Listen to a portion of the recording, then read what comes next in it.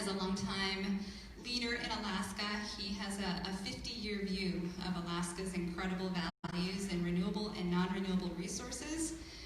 He too is a pilot and an avid outdoorsman, and Rick and his wife and their kids split their time between Chugiak and Aleknagik, and I'm not sure how many dozens and dozens of times Rick has flown over the rivers of Bristol Bay, so he provides a very unique and long-term perspective. Rick, you need your topic.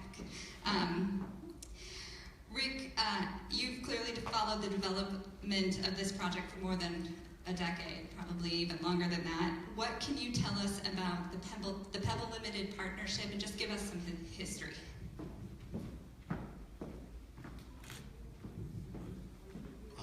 It's very nice to be here, and I thank you for taking the time. I have been involved in looking at this project, not first necessarily in the negative, but Bella Hammond and Luki Akokok were two people that kind of got me interested when I was trying to avoid getting into political things, and I couldn't resist, and my initial point was positive toward mining.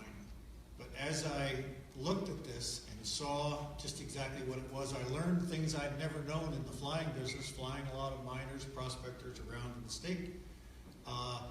This is a very, very different kind of thing. And as Norm says, it's the location couldn't be worse. It's at the headwaters of the two biggest streams of the Bristol Bay system. And it sits in a saddle between those two, and it drains both ways, at least in the subsurface, if not in the surface. But the divide is almost nothing between them. It's a material that's inherently dangerous itself. You don't have to add cyanide. You don't have to add anything at all. All you have to do is grind it to a powder and activate it.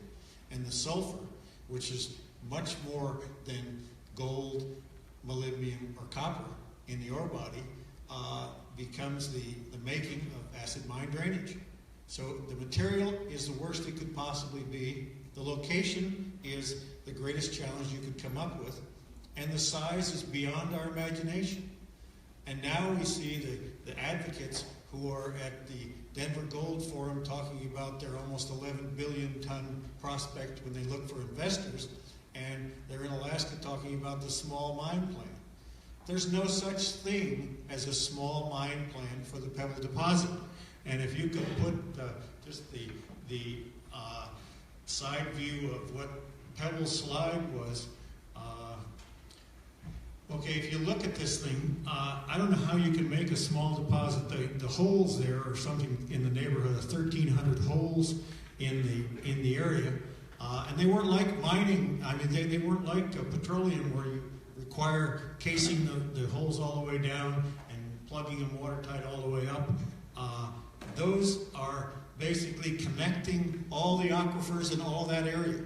And they've been plugged with drill cuttings, and some of them haven't been plugged and are running artesian to this date. But if you look to the left, you see the size of that deposit. And this is not the size they're talking about. This is the old slide, not the slide they're using for the small alternative. But the fact is that if you look at the start of it, it's 1,000 feet above sea level, and it goes more than 4,000 feet below sea level. So it's more than a mile deep. 4,000 feet below sea level, almost, or a little bit more than, is going to make a multinational corporation stop mining once they are started. Once you start the Pebble deposit, it is the largest mine of its type on the face of the earth. And there's none of these kind of mines in a wet climate that haven't had major water problems. Just think about that Frying Pan Lake is right in the middle of that